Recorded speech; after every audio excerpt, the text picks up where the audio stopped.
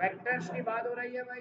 Vector आपको मुझसे ज्यादा अच्छा आता होगा क्योंकि 2 दफा आपने पढ़ा है, फिजिक्स में भी पढ़ा है आपने और मैथ्स में भी पढ़ा है। फिजिक्स में फर्स्ट ईयर में पढ़ा होगा और फर्स्ट ईयर में आपने मैथ्स में भी पढ़ा है भाई। वेक्टर ऐसी क्वांटिटी को कहते हैं जिसमें मैग्नीट्यूड के साथ साथ डायरेक्शन आ जाए। तो वेक्टर क्वांटिटी एक ऐसी क्वांटिटी होती है जिसमें मैग्नीट्यूड के साथ साथ डायरेक्शन आ जाए। फॉर एग्जाम्पल एक लाइन है, मैं कहूँ भाई इस लाइन की लेंथ है 5 सेंटीमीटर। अगर मैं सिर्फ लेंथ की इसकी बात कर रहा हूँ तो लेंथ इसका मैग्नीट्यूड है, तो 5 सेंटीमीटर रिप्रेजेंट कर रहा है इस लाइन के मैग्नीट्यूड को। अगर मैं इस लाइन पे एरो हेड लगा दूं, इस साइड पे एरो हेड लगा दूं या इस साइड पे लगा दूं, तो एरो हेड लगाने से ये वेक्टर बन जाएगा क्योंकि मैग्नीट्यूड के साथ साथ इसकी डायरेक्शन हमें पता चल गई है। तो एक ऐसी क्वांटिटी जिसमें मैग्नीट्यूड के साथ साथ डायरेक्शन आ जाए उसको वेक्टर क्वांटिटी कहा जाता है।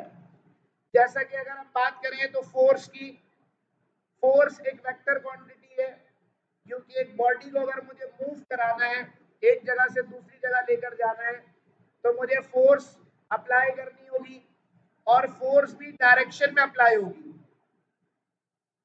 कि अगर मुझे इस बॉडी को आगे मूव कराना है तो फोर्स इस डायरेक्शन में अप्लाई होगी।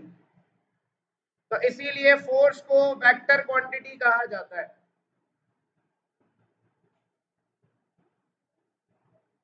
इसी तरह अगर हम वेट की बात करें तो एक बॉडी का जो वेट है, वेट की भी डायरेक्शन होती है। वेट हमेशा डाउनवर्ड्स एक्ट करता है, तो बॉडी का वेट डाउनवर्ड्स एक्ट कर रहा है तो मैग्नीट्यूड भी होगा इसका, साथ साथ इसकी डायरेक्शन भी है, तो वेट को भी वेक्टर क्वांटिटी कहा जाता है। तो ऐसी क्वांटिटीज जिसमें मैग्नीट्यूड के साथ साथ डायरेक्शन आ जाए उनको वेक्टर क्वांटिटीज कहा जाता है। यहाँ बात हो रही है सबसे पहले भाई डिस्टेंस फॉर्मूले की। डिस्टेंस फॉर्मूला है, क्या कह रहा है डिस्टेंस फॉर्मूला? कह रहा है भाई अगर एक वेक्टर है और इस वेक्टर के आपको 2 पॉइंट्स पता है, एक initial point x1 y1 z1, दूसरा point final point x2 y2 और z2। ये 2 पॉइंट्स अगर आपको वेक्टर के पता है तो इस वेक्टर की लेंथ या इसका डिस्टेंस बराबर होगा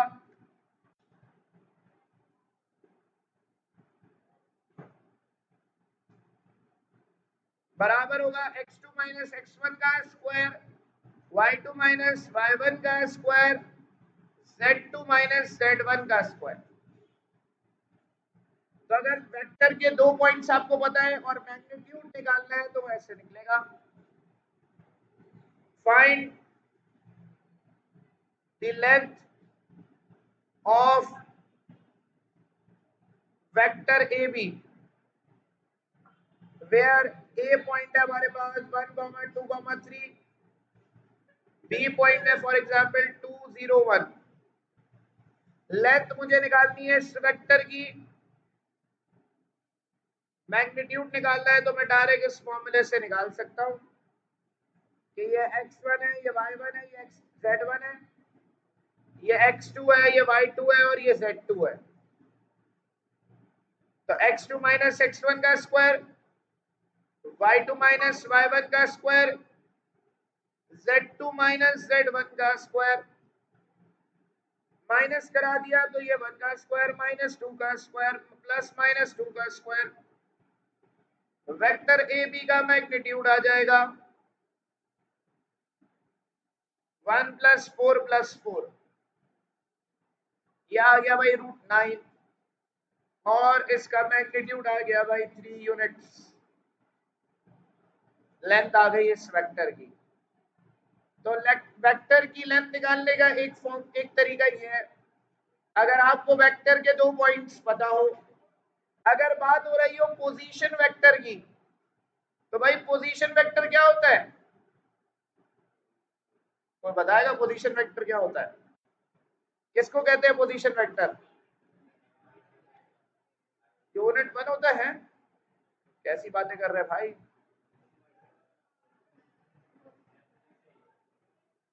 पोजीशन वेक्टर क्या होता है भाई?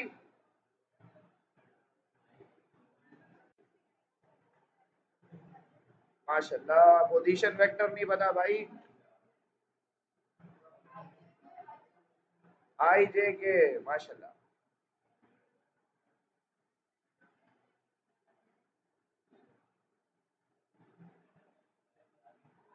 बेटा एक पॉइंट है जो कि x comma Y comma z है।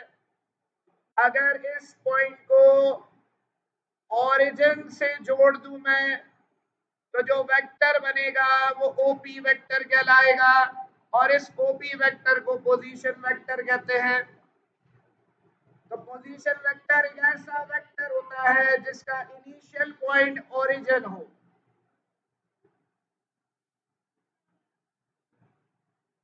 तो पोजीशन वेक्टर एक ऐसा वेक्टर है जिसका इनिशियल पॉइंट ओरिजिन हो भाई। इसको रिजॉल्व किया जाता है एक्स वाई कंपोनेंट में।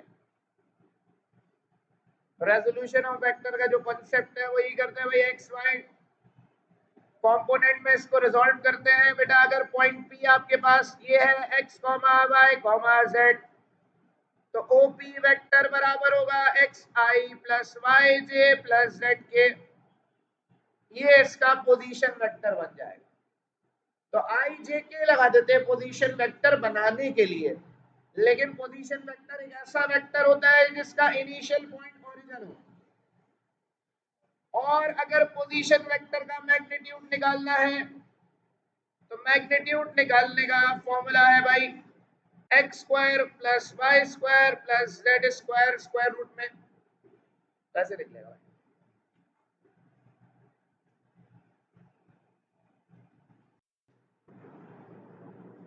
बहुत ही प्यारा सवाल आता है, आसान सा।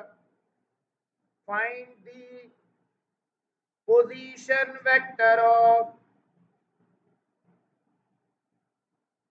Point P. 1 2 4 पॉइंट दिया हुआ है। बैल बजा दी भाई, छुट्टी हो गई। बेटा आई जे के लगा दे अगर पॉइंट में हम, तो पोजीशन वेक्टर बन जाता है इस पॉइंट का। बहुत आसान सा एमसीक्यू आता है कि पोजीशन वेक्टर बताओ इस पॉइंट का। तो ये आ गया भाई। उसके बाद बात होती है direction, angles and direction cosines.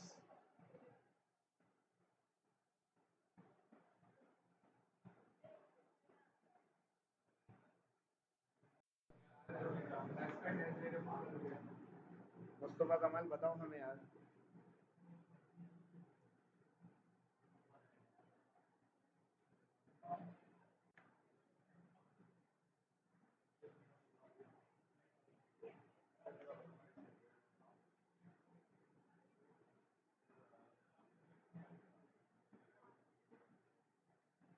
बेटा कुछ याद है? डायरेक्शन एंगल और डायरेक्शन कोसाइन क्या थे?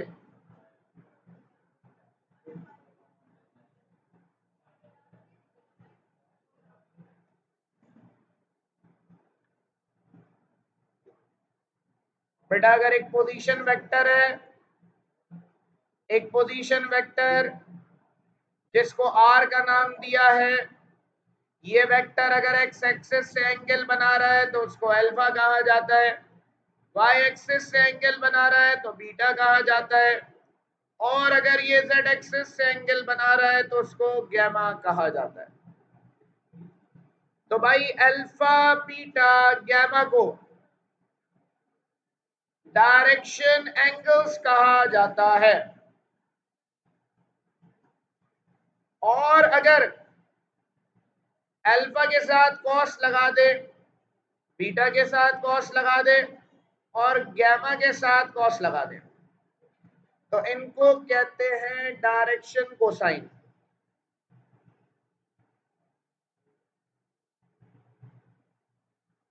cos alpha x upon r, cos beta y upon r, cos gamma z upon r आ जाएगा। आर क्या है यहां पर? आर रिप्रेजेंट करता है मैग्नीट्यूड ऑफ अ वेक्टर को, x square plus Y square plus Z square under.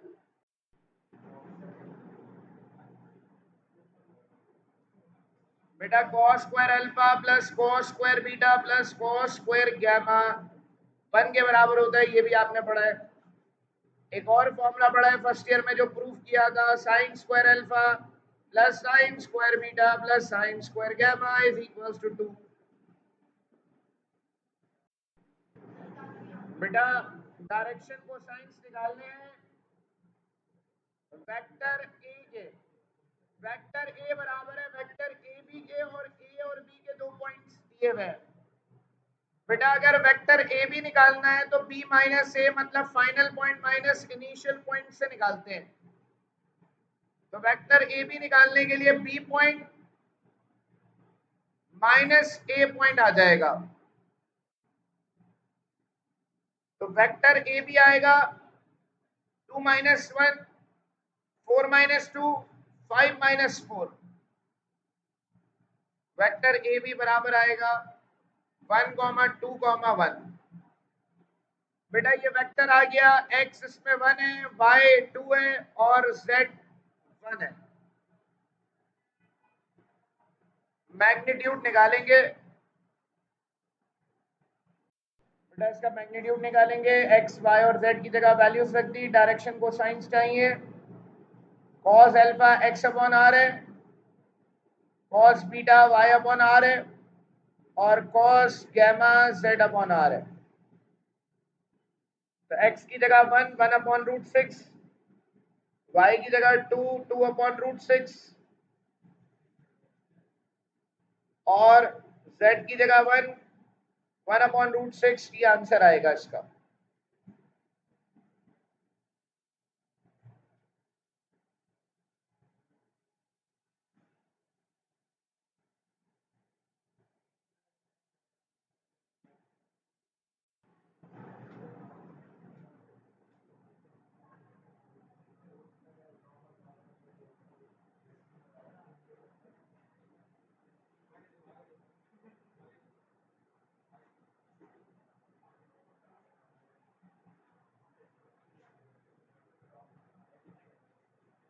Dot product या फिर स्केलर प्रोडक्ट कहा जाता है इसको।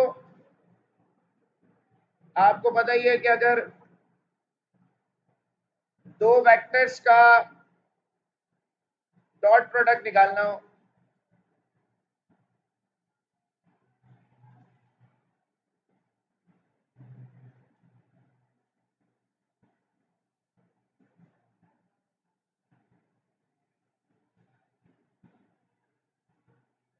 तो ए डॉट बी निकलेगा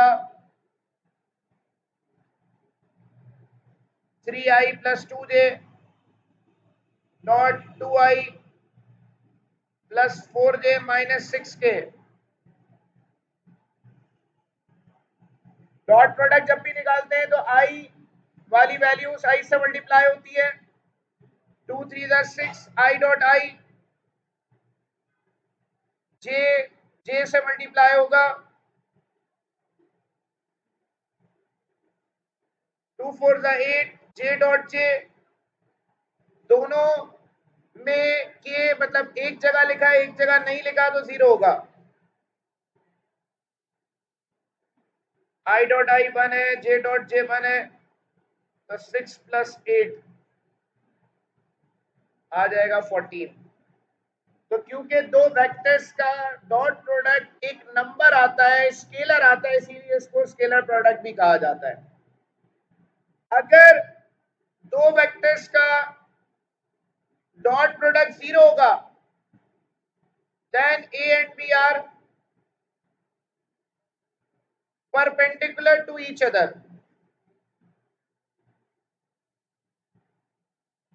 तो दो वेक्टर्स का डॉट प्रोडक्ट उसी सूरत में 0 आता है जब दो वेक्टर्स परपेंडिकुलर होते हैं। हमें बात पता है कि i डॉट j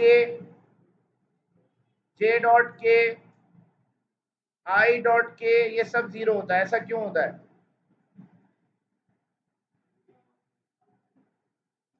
क्या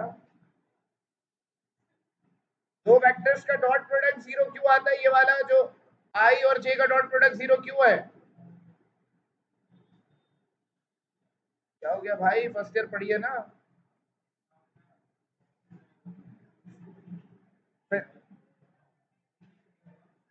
फिजिक्स में भी पढ़िए, अभी फिजिक्स में एप्टीट्यूड में भी वेक्टर पढ़ा होगा बेटा। एक्स एक्सिस के ऊपर जो यूनिट वेक्टर होता है उसको आई कहा जाता है। Unit vector along x axis i है, unit vector along y axis j है। क्योंकि एक्स और वाई एक्सिस दोनों एक दूसरे के परपेंडिकुलर होते हैं, इसीलिए इनका डॉट प्रोडक्ट जीरो आता है। क्योंकि ये दोनों एक दूसरे के परपेंडिकुलर होते हैं, इसीलिए इनका डॉट प्रोडक्ट जीरो के बराबर होता है। I unit vector along x axis है, j unit vector along y axis है, और के जो है वो unit vector along z axis है।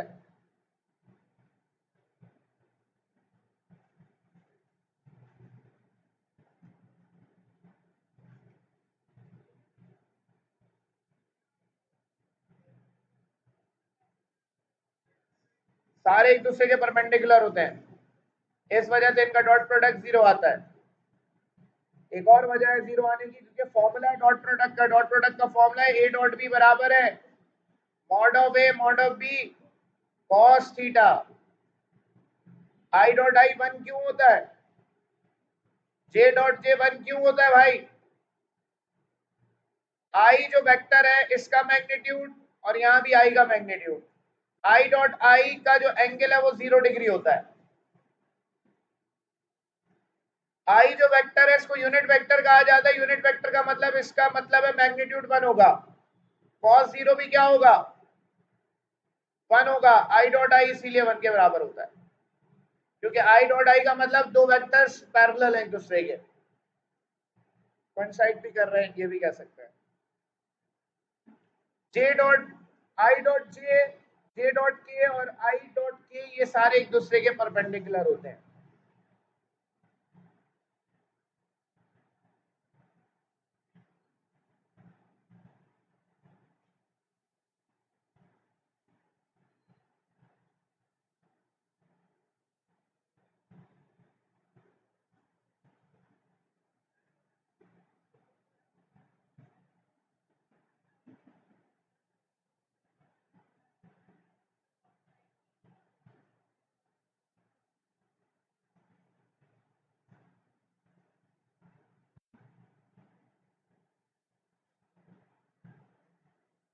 दो वेक्टर्स के दरमियान का एंगल निकालना है।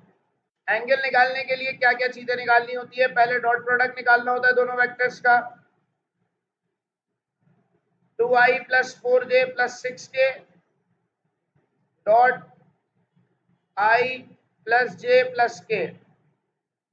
तो जब दो वेक्टर्स का डॉट प्रोडक्ट निकालते हैं तो आई से मल्टीप्लाई होता है, 2i डॉट आई 1 होगा, जे से मल्टीप्लाई होगा, 4j डॉट जे 1 होगा, 6k डॉट के 1 होगा। तो a डॉट भी आ जाएगा 12 के बराबर। फिर हम निकालते हैं मैग्नीट्यूड। a का मैग्नीट्यूड है root x square plus Y square plus Z square.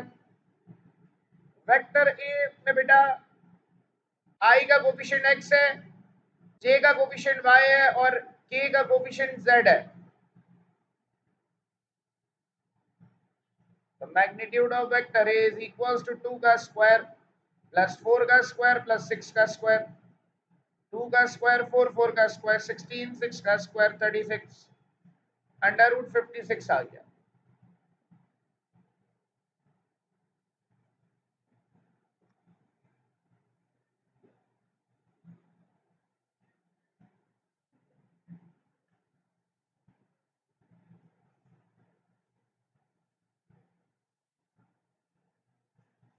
ये आएगा 2 रूट 14। बी का भी मैग्नीट्यूड निकालेंगे। बी का मैग्नीट्यूड बराबर है under root x square plus Y square plus Z square. I का कोफिशिएंट एक्स है 1, जे का कोफिशिएंट 1, के का कोफिशिएंट 1, तो इसका मैग्नीट्यूड √3 आ जाएगा। उसके बाद फॉर्मूला लगेगा ए डॉट बी बराबर है magnitude of A magnitude of B cos theta. Formula हो जाएगा A dot B upon mod of A mod of B cos theta. A dot B की जगह आ जाएगा बेटा 12, मॉड ऑफ ए की जगह आएगा 2√14, मॉड ऑफ बी की जगह आएगा √3, कॉस थीटा आ गया भाई 6/14 और 3 दोनों रूट में मल्टीप्लाई करा दूंगा भाई, 4 3 12, 3 1 3, 42 आ गया रूट।